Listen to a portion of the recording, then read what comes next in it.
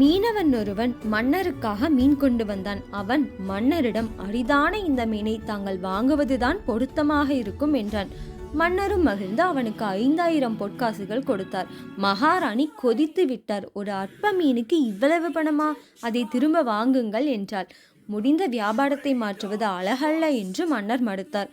சரி, அவனை கூப்பிட்டு, இந்த மீன் ஆணா பெண்ணா என்று கேளுங்கள். ஆண்மீன் என்று அவன் சொன்னால் பெண் மீன் தான் வேண்டும் என்றும், பெண் மீன் என்று சொன்னால் ஆண் மீன் தான் வேண்டும் என்றும் கேளுங்கள். எப்படியும் அவனிடமிருந்து பொற்காசுகளை திரும்ப பெற்றே ஆக வேண்டும் என்றாள் மகாராணி. மீனவன் திரும்பி அழைக்கப்பட்டான். கேள்வியை மகாராணியை கேட்டாள். அவன் உஷாராக பதில் சொன்னான். இது ஆணும் இல்லை பெண்ணும் இல்லை, இரண்டின் குணங்களையும் கொண்ட அதிசய மீன். அதனால் தான் அதை மன்னருக்கு கொண்டு வந்தேன் என்றான். இந்த பதிலால் நெகிழ்ந்த மன்னர் மேலும் 5000 பொற்காசுகளை கொடுத்தார். அதிலிருந்த ஒரு காசு தரையில் விழுந்து ஓடியது. மீனவன் அதை தேடி எடுத்தான். மகாராணி கோபத்தின் உச்சிக்கே போனாள்.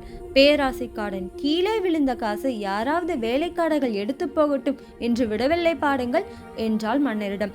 அவன் நிதானமாக திரும்பிச் சொன்னான். நான் பேராசையில் அதை எடுக்கவில்லை மகாராணி. அந்த நாணயத்தில் மன்னரின் உருவம் இருக்கிறது. யாராவது தெரியாமல் அதை மிதித்தால் கூட என்னால் தாங்கிக் கொள்ள முடியாது. இதனால் இன்னும் நெகிழ்ந்த மன்னர் மேலும் 5000 பொற்காசுகளை கொடுத்தார். நீதி, யாரிடம் எப்போது எப்படி பேச வேண்டும் என்று தெரிந்திருப்பவர்களை வெற்றியடைகிறார்கள். லைக் மற்றும் சப்ஸ்கிரைப் பண்ணுங்க மக்களே. வீடியோ பார்த்த அனைவருக்கும் நன்றி.